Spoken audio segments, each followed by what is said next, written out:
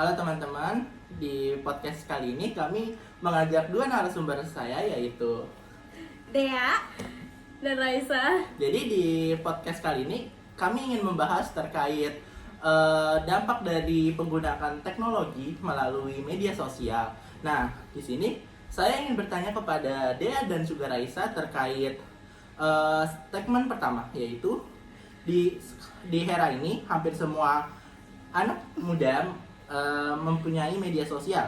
Dari anak SD maupun orang tua juga melakukan aktivitas tersebut. Aktivitas sehari-hari sering dilakukan melalui media sosial dan dibagikan melewati story, komentar, dan postingan yang ada di media sosial. Tetapi di balik kemudahan dan berbagi itu muncul juga sisi gelapnya, yaitu komentar jahat, ejekan, bahkan ada ancaman yang menyebar lebih cepat melewati layar. Jadi menurut kamu, kenapa perilaku perundungan bisa terjadi dan berpindah dari dunia nyata ke dunia maya? Dan apakah teknologi justru memperbesar ruang bagi siswa atau bagi orang untuk menyakiti tanpa harus berhadapan langsung? Ya, pertama tuh karena kan pastinya media sosial itu kan bisa dijangkau dan diakses oleh semua orang ya. Dan juga itu tuh lingkupnya nggak cuma di satu tempat. Kayak dimanapun kita bisa mengakses media sosial. Misalnya kayak nggak cuma di rumah nih. Dan juga biasanya tuh perundungan itu tuh terjadi di sekolah kan, sama anak sekolah.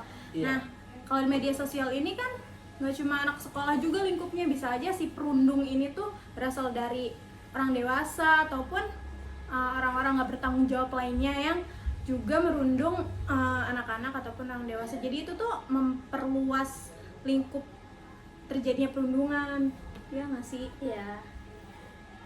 Nah, menurut saya juga iya, karena kan emang media sosial tuh bisa diakses untuk semua orang, walaupun di terms and condition di setiap media sosial bakalan ada terms and condition di mana itu orang-orang tuh harus mengikuti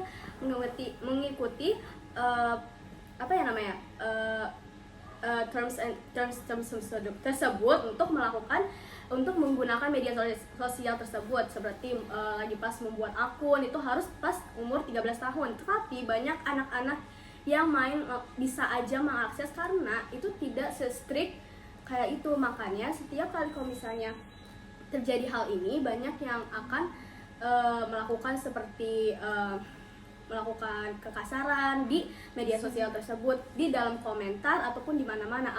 Apalagi kalau misalnya video dari anak tersebut itu menjadi viral dan banyak yang terjadi hate comment di komentar tersebut, bisa itu akan dinamakan sebagai cyberbullying karena ini kasusnya udah di mana-mana terjadi. Dan itu menurut saya tuh emang bisa, karena itu emang dari dunia nyata itu yang ada namanya bullying, di mana orang-orang tuh bisa menggunakan kata-kata yang tidak terkesan enak untuk didengar untuk meledek seseorang karena atas perilakunya, atas apa ya, tindakannya ataupun kecantikannya itu bisa dibully di apapun itu. Dan dari itu bisa untuk dijadikan ke media sosial ataupun ke dunia maya yang dimana itu namanya cyberbullying. Jadinya tuh pakai akun bodong, dimana tuh mereka tuh bisa apa ya, nge-hate tanpa ketahuan kepada orang-orang tersebut gitu. Dah. Berarti kalau seperti itu, apakah buzzer-buzzer yang di luar sana di media sosial itu juga termasuk hate comment karena menyerang personal orang tersebut? Apakah bisa? Itu Bisa dibilang termasuk seperti hate itu? comment. Untuk beberapa orang itu bisa termasuk untuk hate comment karena itu emang ada, itu juga tergantung dari orangnya, karena itu ada beberapa orang yang menurut mereka tuh nggak enak untuk dilihat atau didengar gitu dari buzzer-buzzer tersebut. Tapi beberapa orang itu kayak udah bodo amat tentang hal ini, cuek dalam buzzer-buzzer tersebut dan tidak terlalu apa ya, peduli tentang hal tersebut. Baik, di statement kedua ya ini banyak orang-orang bilang kalau media sosial itu cuman di dunia maya, tapi dampaknya bisa sering atau bisa dilihat ke dunia nyata, bisa bikin stres, trauma, bahkan kehilangan rasa percaya diri mereka.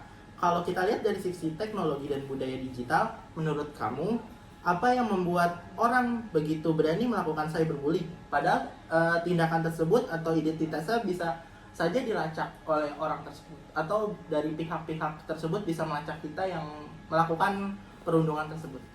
Karena mungkin sih si pelakunya itu tuh kayak nggak berpikir panjang gitu. Dia ngelihat seseorang nih, terus dia ngerasa kayak apaan sih nih orang nih, nggak enak gitu buat dipandang sama si si pundung ini, si pembuli ini. Terus dia langsung kayak yaudah di head comment aja gitu, walaupun walaupun kesannya itu dia tahu kalau kesannya tuh nggak baik dan dia bakal memberi dampak kepada yang dia komenin, tapi dia tuh nggak sampai mikir ke situ. Yang penting rasa puasnya itu tersalurkan untuk ngekomenin orang yang ada di dalam konten yang dia lihat itu. Menurut saya tuh karena rasa benci seseorang itu lebih kuat daripada rasa takut mereka. Jadi tuh kalau misalnya kita bisa untuk mengetahui identifikasi kayak akun bodong yang dibuat untuk hate comment doang. Tapi kalau misalnya orang tersebut itu sudah kuat rasa bencinya kepada victim tersebut, itu mereka tuh nggak bakal peduli apa yang akan terjadi kepada mereka. Kalau misalnya mereka bakal diidentifikasi kepada dari polisi ataupun dari orang netizen gitu untuk mencari tahu kenapa orang ini tuh jahat banget kepada victim yang tidak salah apa-apa. Dari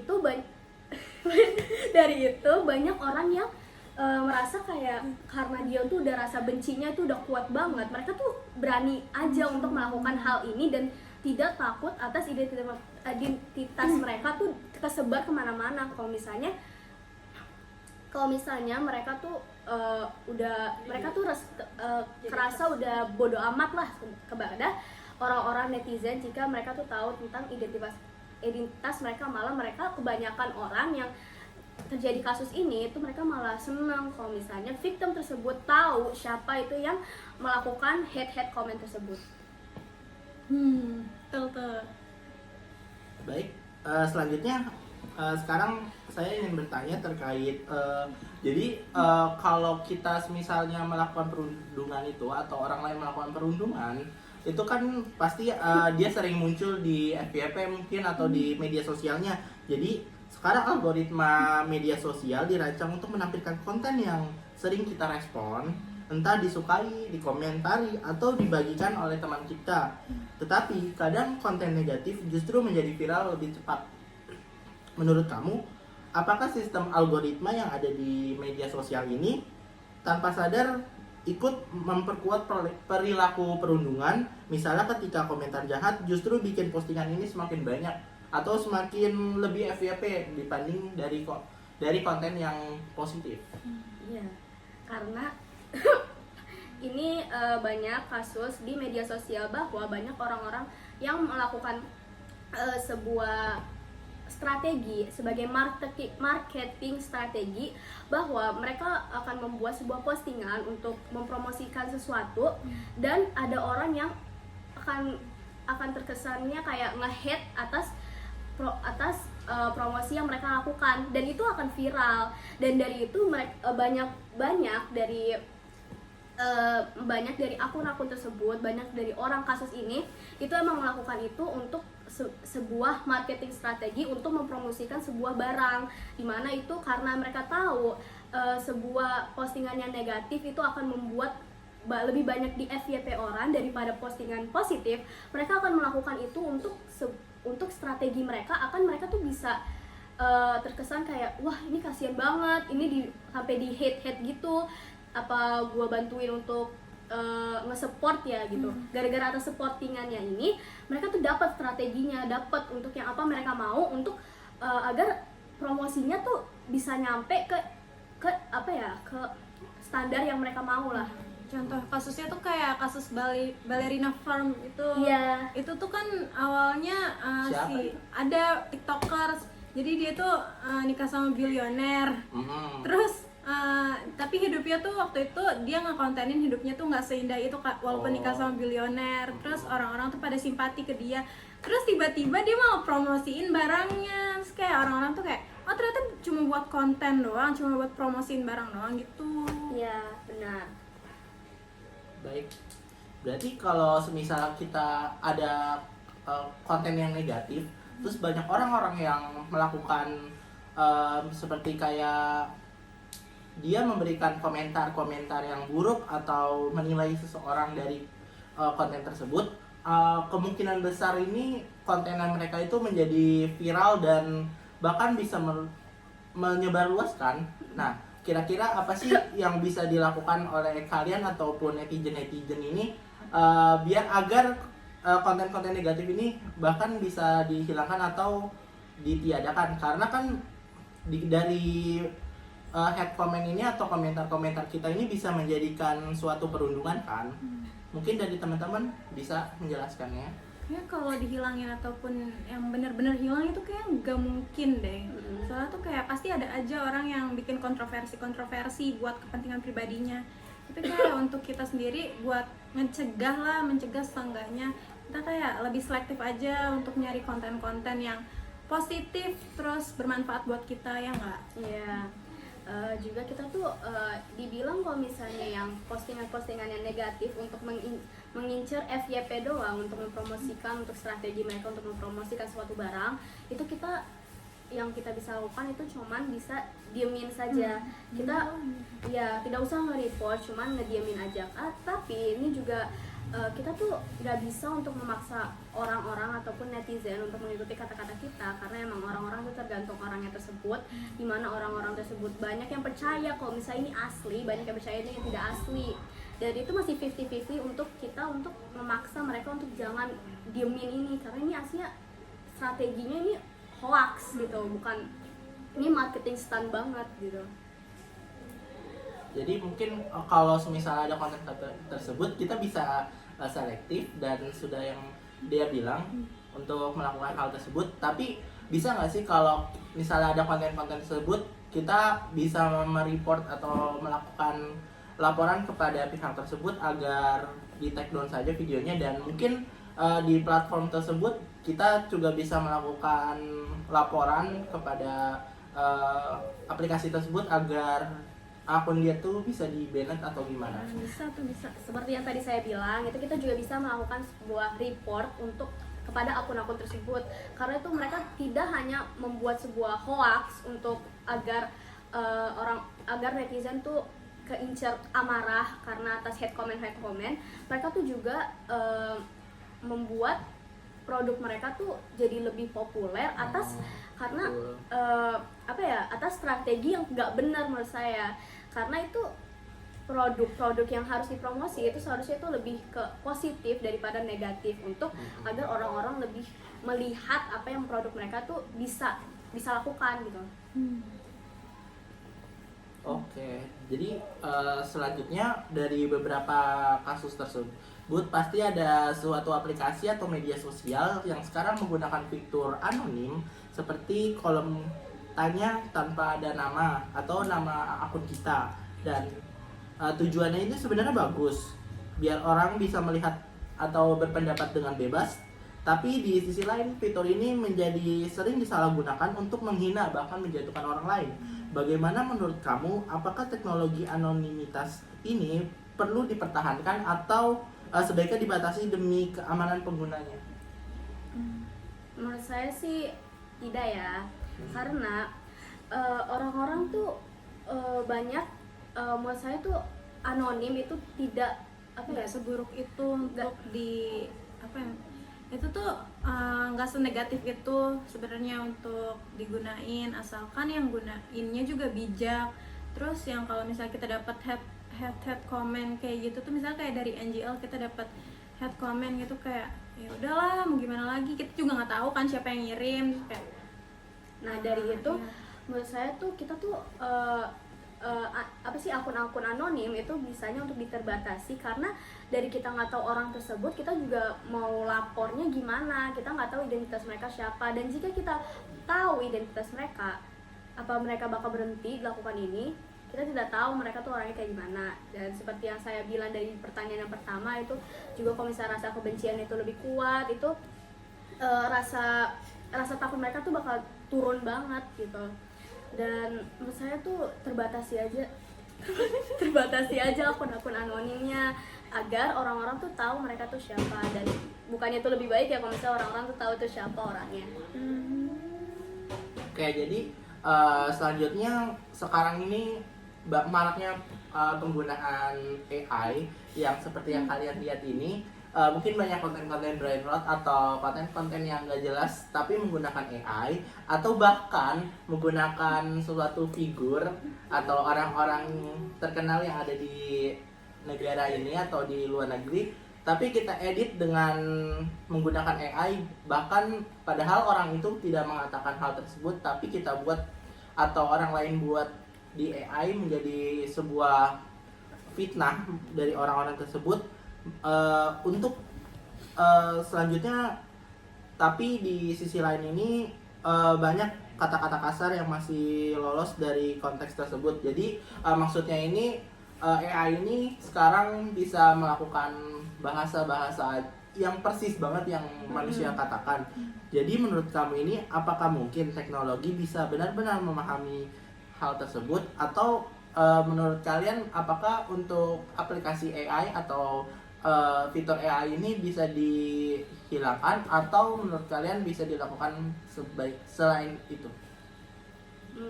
Menurut saya sih nggak dihilangkan juga, tetapi lebih ke kayak ke terbatasi, karena menurut saya ini teknologi AI ini bisa berkembang secara setiap tahun, kayak berkembang lebih baik sampai bisa aja teknologi tahu, paham dan apa yang kita maksud dengan kata-kata kasar tersebut. Apalagi itu bisa memicu kata-kata orang persis sama kayak suaranya, sama kayak mukanya, itu bisa jadi. Dan menurut saya itu terbatasi aja, ataupun kayak nggak usah sampai membuat sebuah aplikasi AI, fitur-fitur AI yang sampai realistik banget untuk memicu suara-suara orang-orang tersebut yang kita tahu untuk mengomongi omongan kasar tersebut.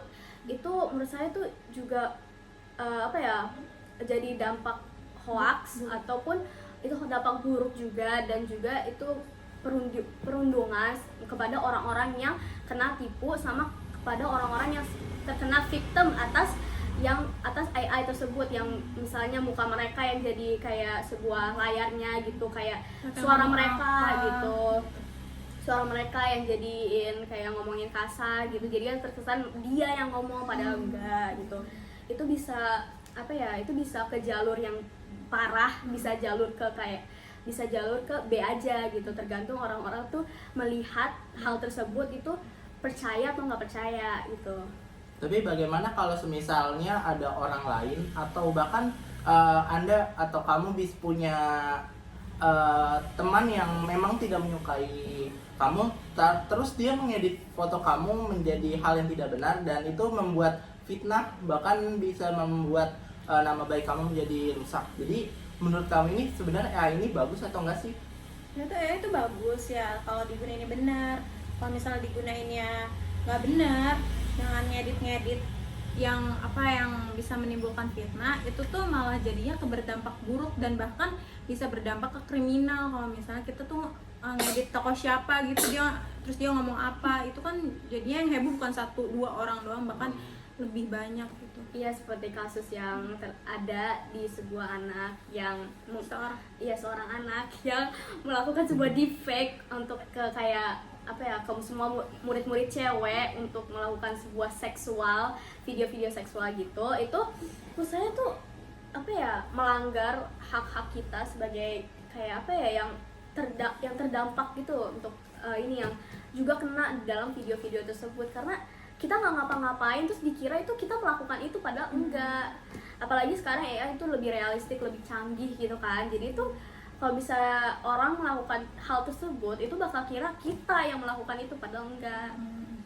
Tapi bagaimana sih kalau misalnya ada editan seperti itu, terus banyak kan seperti orang awam atau orang tua atau anak kecil, mungkin mereka nggak tahu itu AI, tapi mereka bisa percaya bahwasannya itu yang kita lakukan. Bagaimana sih bisa cara membedakannya AI dan asli itu bagaimana?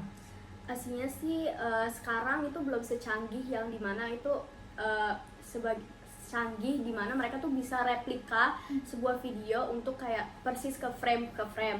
Tapi yang kita bisa lakukan itu ngelihat dari frame ke frame itu apakah ada sebuah nggak sempurna, kejanggalan gitu, yang tidak, yang apa ya, yang kayak aneh gitu di dalam video tersebut, kayak frame ini tiba-tiba kayak aneh atau kayak goyang atau gitu, ataupun tangannya tiba-tiba ada 6 gitu, tiba-tiba mukanya jadi berubah gitu. Itu biasanya tanda-tanda itu AI, itu bukan asli. Kayak masih ya orang berubah gitu aja.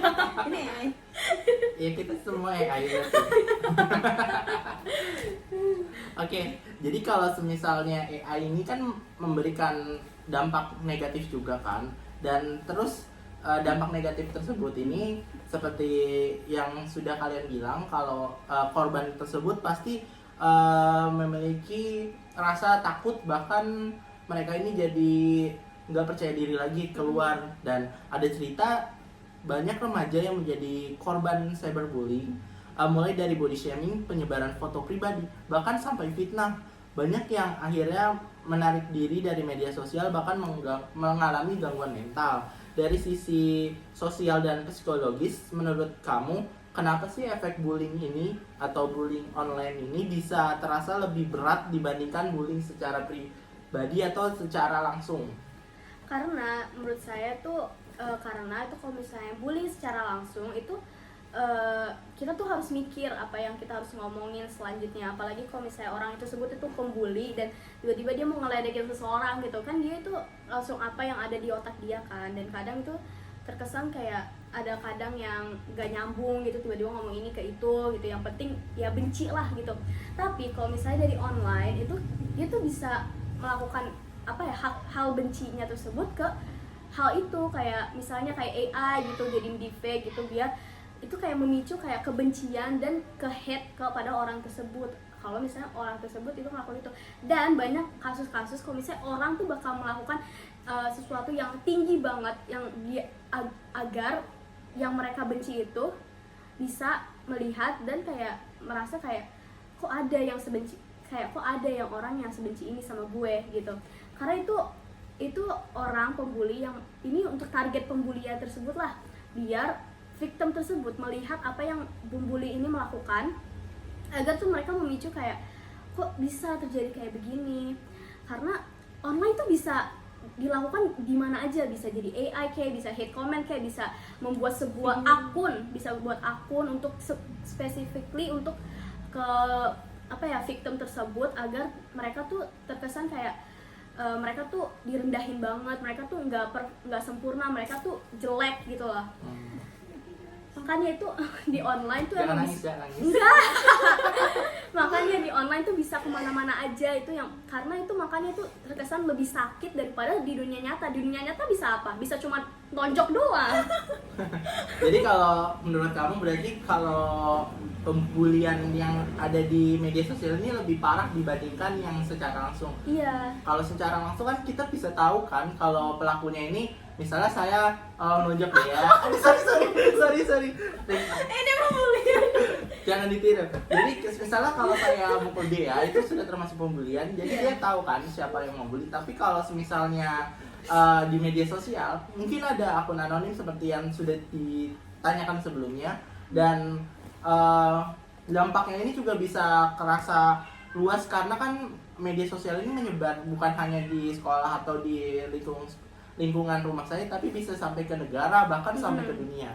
Iya benar. Jadi tuh kayak benar. Jadi di dunia nyata tuh kita bisa tahu orang tersebut, pembuli tersebut itu kita bisa lihat rasa pembenci mereka kepada kita. Kalau misalnya mereka ngebully kita bisa lihat itu, dan dari cara mereka nonjok kita itu kita bisa lihat juga.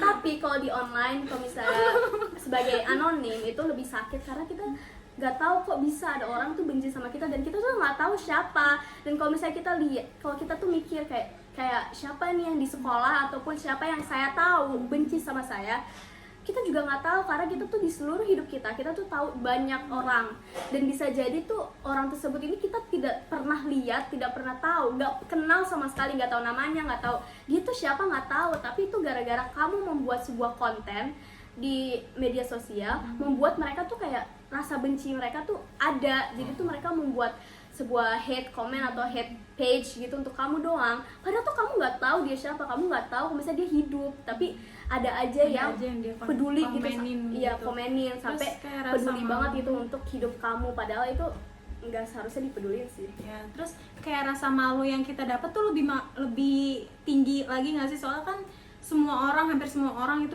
bisa ngeliat, terus kayak bahkan sampai bisa viral gitu, jadi kayak si korbannya ini kayak lebih malu untuk, mungkin dia bakal vakum dari media sosial dulu saking jahatnya hujatan yang dia terima, padahal itu tuh kayak nggak sesuai apa yang semestinya terjadi di dia, tapi gara-gara si orang yang nge-hate comment, terus yang lain bisa ikutan tuh untuk nge-hate comment, padahal mereka juga nggak tahu apa yang terjadi.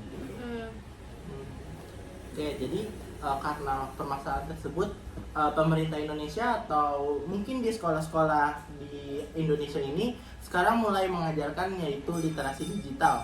Tapi faktanya masih banyak yang belum paham apa itu etika digital dan etika empati atau empati digital. Menurut kamu, apakah pendidikan literasi di Indonesia ini sudah cukup kuat untuk membentuk perilaku pengguna yang lebih bertanggung jawab di dunia maya? Sebenarnya sih belum ya, karena bisa kita semua lihat bahwa netizen Indo tuh bukan cuma nge-hate 1-2 orang doang, bahkan tuh kadang tuh